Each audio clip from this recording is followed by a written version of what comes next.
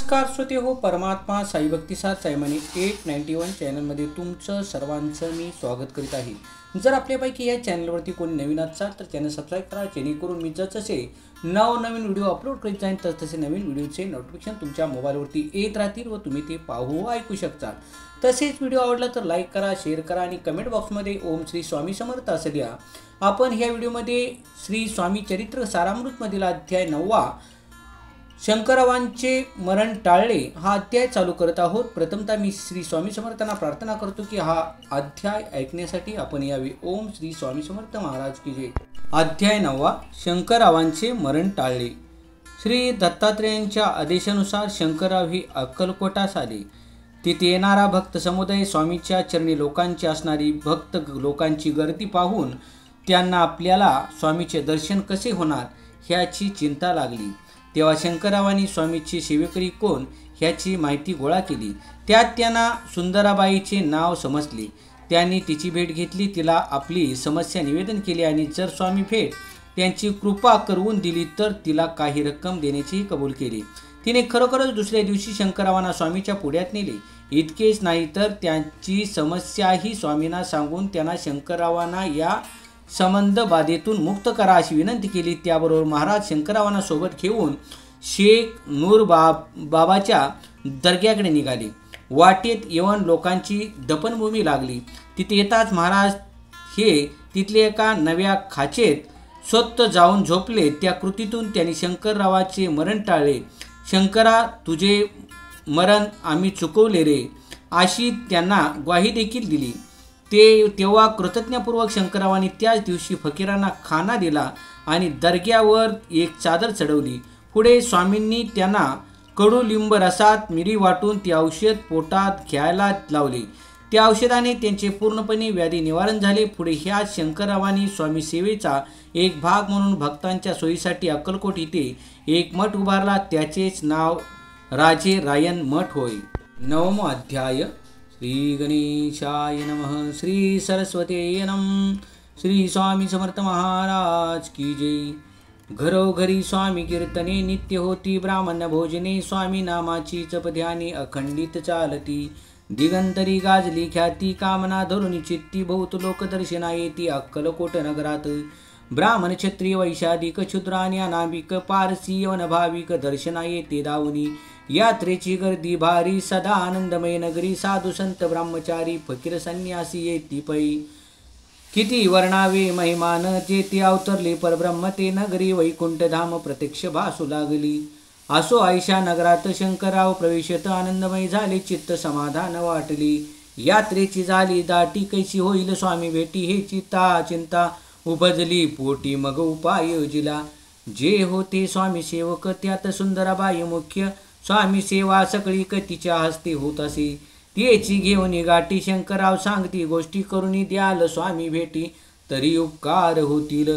व्याधी दूर करावी म्हणून विनंती कराल स्वामी चरणी, तरी आपलागोनी द्रव्य काही देईन। बाईसी द्रव्य लोभ पूर्ण आनंदले तियेचे मन, म्हणे मी इतके करीन 2 शस्त्र रुपये द्याल की।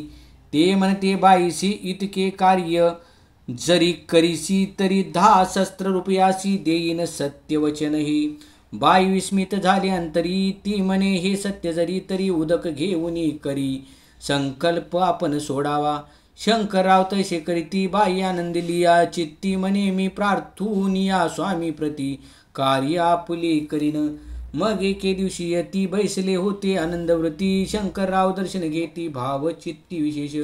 बाई स्वामीशी बोले वचन, हे ग्रस्त थोर कुलीन, परिपूर्व कर्म या लागून ब्राह्मसंबंध पीडितो।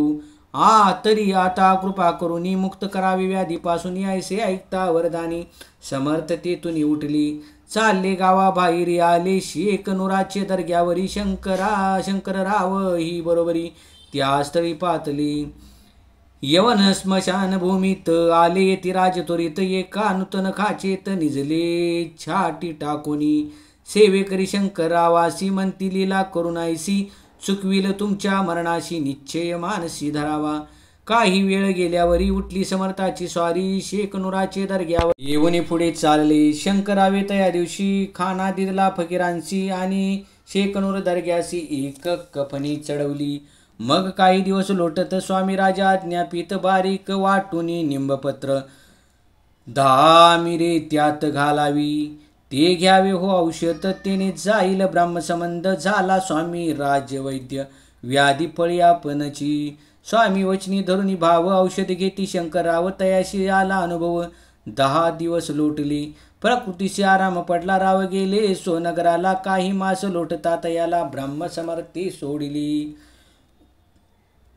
मग पुन्हा आनंदेशी दर्शना आले अक्कलकोटाशी घेऊन स्वामी दर्शनाशी आनंदित झाले म्हणती व्याधी गेल्यानंतर रुपये देईन 10 शस्त्र आयसा केला निर्धार त्यांचे काय करावे महाराजा आज्ञाप्रीती गावाबाहेर आहे मारुती ते चुन्ने गच्ची निश्चिती मठ तुम्ही बांधावा आईशी एकांतस्थानी राहणार नाही कोणी आईशी विनंती स्वामी चरणी कारभारी करिता ती परी पुन्हा आज्ञा झाली मठ बांधावा त्याच स्थळी भुजंगाधिक मंडळी दाखवली जागा तयानी सर्वानुमती ते तिची मठ बांधला चुन्ने गच्ची कीर्ती शंकररावाची अजरामर राहिली आगात स्वामी चरित्र तयाचन लागेची पारपरी गंगोदक पवित्र अल्पसेविता दोष जाती सवनी धरावा आदरतेने साधती इह परत्र जे झाले स्वामी किंकर विष्णू शंकर वंदिती त्या इति स्वामी चरित्र सारामृत नाना प्राकृत कथा संमत सदा परिसोत भाविक भक्त नवमो अध्याय गूढ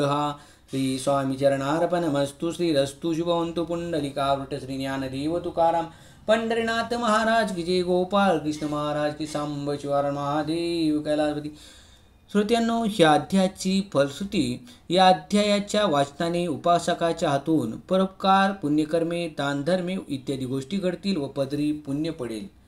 धन्यवाद.